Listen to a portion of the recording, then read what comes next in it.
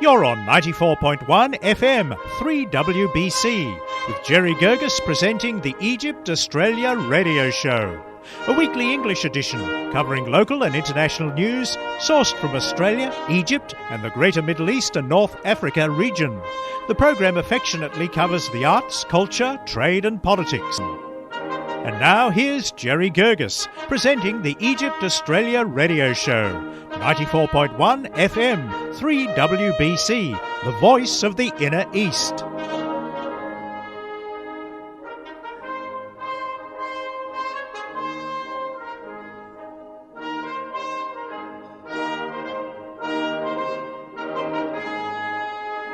Welcome to 94.1 FM 3WBC Egypt Australia Radio Show with me, Jerry Guirguis, interviewing Dr. Naila Hamdy, Professor of Journalism and Mass Communication in AUC, American University in Cairo, Egypt.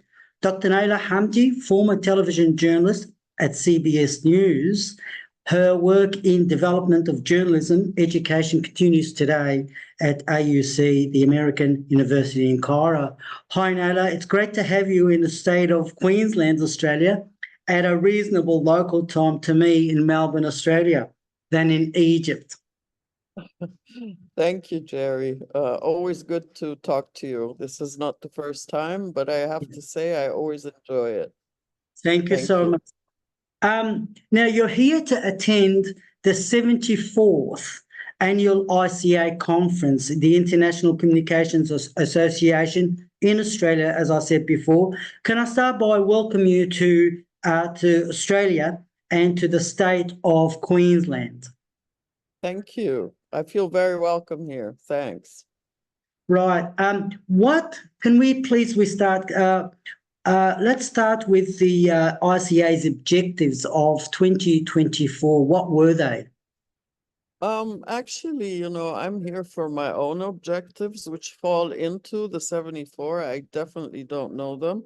But my specific reason to come here is the fact that this is one of maybe 2 or 3 top organizations that bring together this many international communication educators and scholars. And so I'm specifically here really to network mostly with other scholars who work in my area, which is Arab media. So they don't necessarily have to be Arab or Egyptian, but they have to be people with interest in research in the area that I work on. So that's my real reason for coming here. But of course, like any other academic conference as such, it is meant for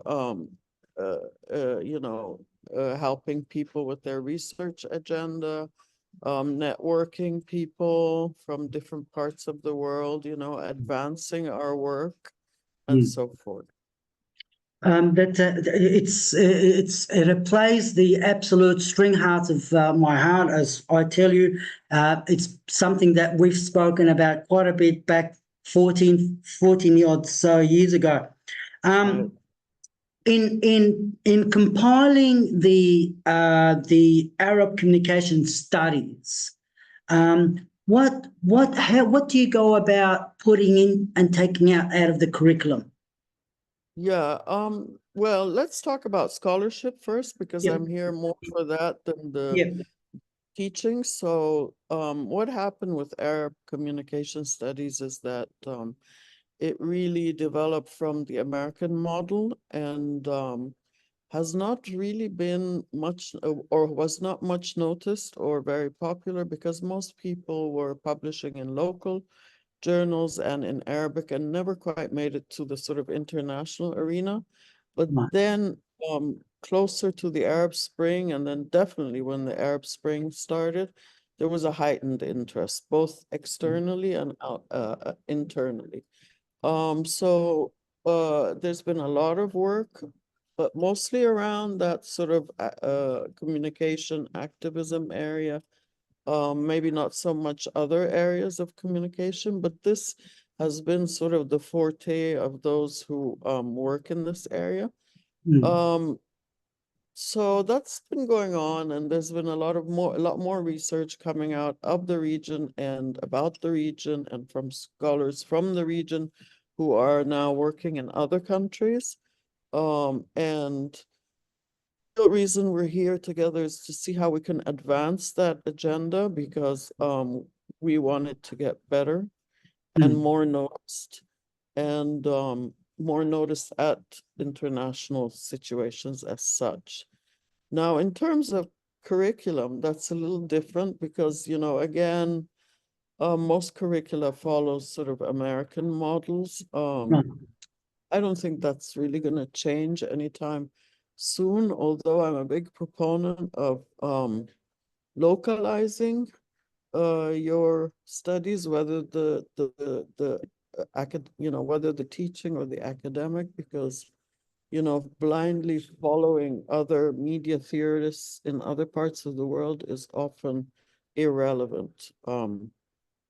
So I'd like to see us make, you know, maybe present our own media theory and our own, you know, create our own journalism cultures and not follow others. Thank you. I'm just going to make a quick reference, but I will ask the question later on in more details. But at this ICA conference, you've got an opportunity to cross-pollinate with an Australian and a lot of others, like from United Kingdom, Austria, and Qatar. Have you had the chance to cross-pollinate with the Australian and get a feel for the model that you speak about? Yeah, I mean, we actually we had a whole day session, and during that session it was quite highly attended, which actually more than we thought, because the people who are on the panels more or less already know each other. But we had other scholars come in, a lot of younger scholars from other parts of the world. And yes, we did have one Australian scholar who seemed to be very interested in Arab media studies. So, you know, that does happen. And also, I mean, during other sessions, you meet other people, you talk to other people, exchange ideas. Yes. Some of this ends up in collaboration, sometimes it doesn't. So Yes. we're hoping that, you know, there'll be a book out of our session. Can I move on to the challenges and opportunities that flourished out of this conference? Challenges for scholarship and education of them and media are many, especially in the region.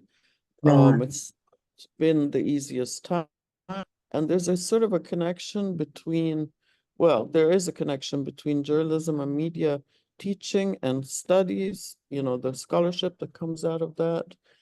And in some way, it is always a little bit antagonistic, and governments, and particularly authoritarian governments, are not very happy about it. So there are barriers, but doesn't mean that you can't conduct research and you can't teach and you can't perform.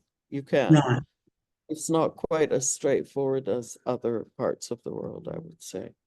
Is that, are we talking about, if I may sort of ask a little bit more about the model that's been put together by an American model, and then the host country being Egypt in that case? Is that where the conflict is, or sometimes it's that. So of course, you know, the sort of Western, maybe American standard of journalism is the one that has been taught and promoted. But first of all, not always very easy to teach it, because also once the students get jobs, they get in trouble, or they can get in trouble for that. But also another thing is that most recently, since the October 7th, the events of October 7th, my students have been watching Western media, and they're very disappointed. So it's very difficult to talk about how objective media is in the West, and how, let's say, particularly mainstream and all the standards that we teach, they're very confused. So this is what I kind of mean. So there has to be some thing in the middle that we can come up with that suits our own culture. You know, that is a very interesting, Dr. Naila. It's a balancing act. You go back to being, how do we go about with the scholarship, the program, the funding that's coming, the model that's attached to it, and how do you talk about the two, and how do you collaborate and balance it? Maybe there's a different model than the Americans.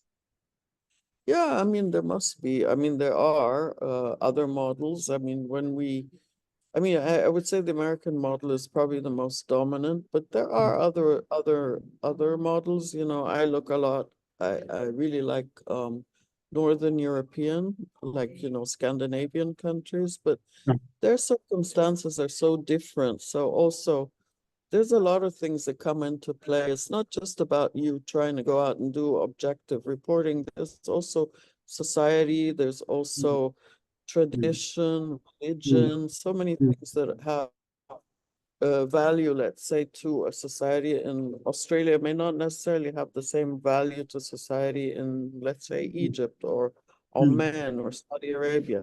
So I think you really need to have your own culture or even the way that you report. So a lot of Arabic journalism, for instance, is very personalized.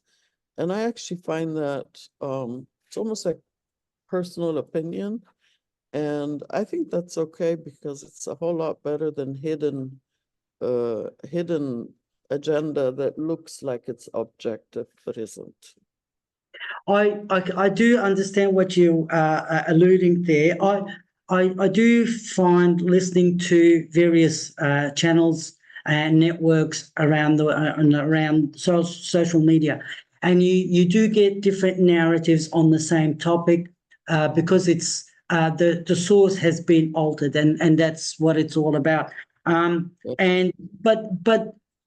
in relations to the model that's been given a financial backing, and it doesn't matter where it's sourced from, the model itself has to go through a localization. It has to go through a program where, okay, that's the generic model. Then we got to go through the localization and transitioning to something.